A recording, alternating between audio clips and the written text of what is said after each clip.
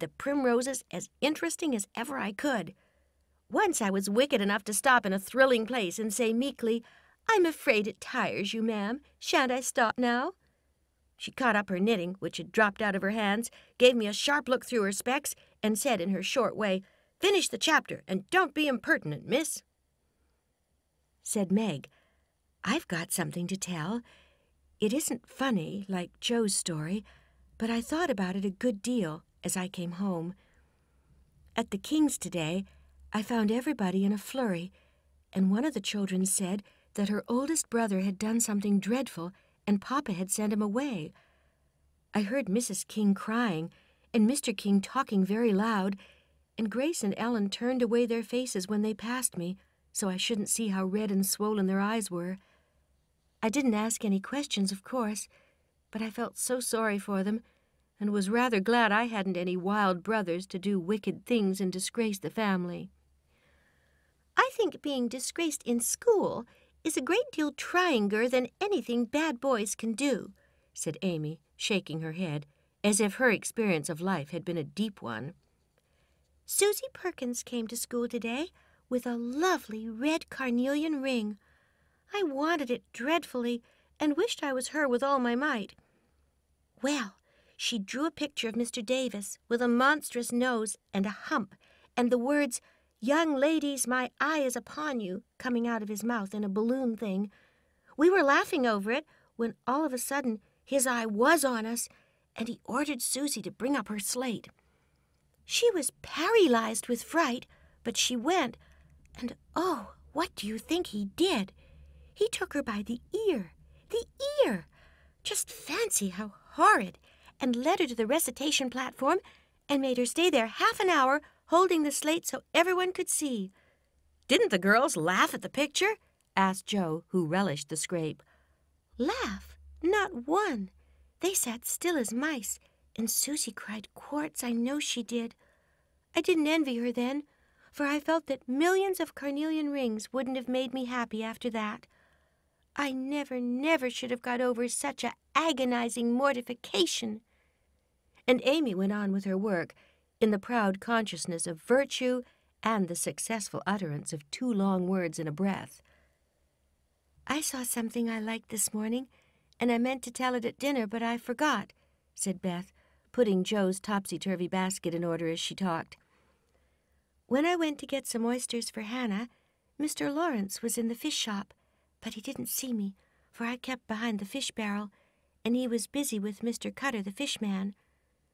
A poor woman came in with a pail and a mop, and asked Mr. Cutter if he would let her do some scrubbing for a bit of fish, because she hadn't any dinner for her children, and had been disappointed of a day's work. Mr. Cutter was in a hurry and said no, rather crossly, so she was going away, looking hungry and sorry, when Mr. Lawrence hooked up a big fish with the crooked end of his cane and held it out to her. She was so glad and surprised she took it right into her arms and thanked him over and over. He told her to go along and cook it, and she hurried off so happy. Wasn't it good of him? Oh, she did look so funny, hugging the big slippery fish and hoping Mr. Lawrence's bed in heaven would be aisy." When they had laughed at Beth's story, they asked their mother for one, and after a moment's thought she said soberly, "Once upon a time there were 4 girls who had enough to eat and drink and wear, a good many comforts and pleasures, kind friends, and parents who loved them dearly, and yet they were not contented." Here the listeners stole sly looks at one another and began to sew diligently. These girls were anxious to be good and made many excellent resolutions, but they did not keep them very well and were constantly saying, "If only we had this," or "If we could only do that," quite forgetting how much they already had and how many things they actually could do. So they asked an old woman what spell they could use to make them happy, and she said, "When you feel discontented, think over your blessings and be grateful." Here Joe looked up quickly as if about to speak, but changed her mind, seeing that the story was not done yet. Being sensible girls, they decided to try her advice, and soon were surprised to see how well off they were. One discovered that money couldn't keep shame and sorrow out of rich people's houses. Another that, though she was poor, she was a great deal happier with her youth, health, and good spirits than a certain fretful, feeble old lady who couldn't enjoy her comforts. A third that, disagreeable as it was to help get dinner, it was harder still to go begging for it. And the fourth, that even carnelian rings were not so valuable as good behavior. So they agreed to stop complaining, to enjoy the blessings already possessed and try to deserve them, lest they should be taken away entirely instead of increased. And I believe they were never disappointed or sorry that they took the old woman's advice.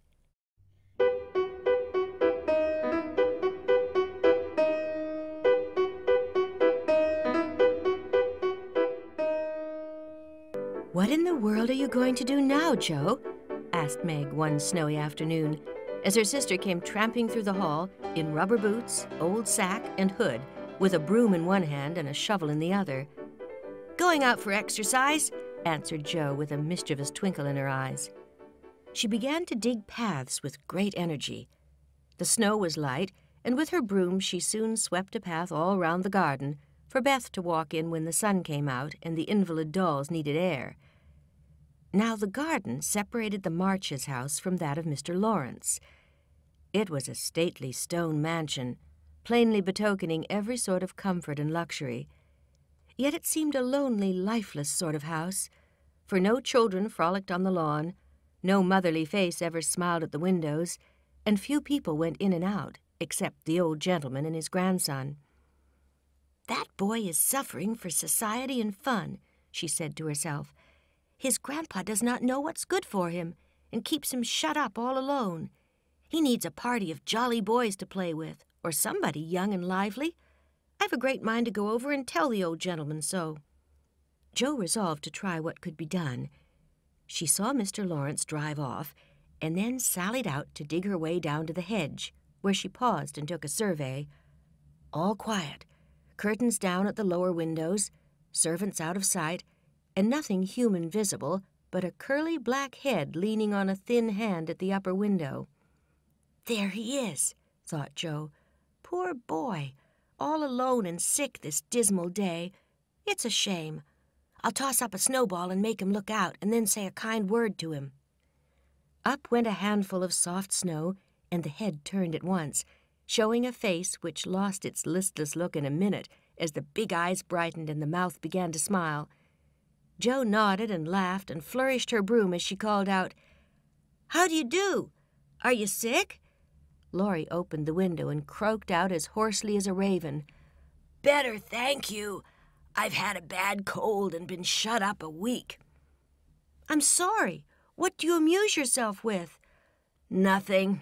It's dull as tombs up here." "Don't you read?" "Not much. They won't let me."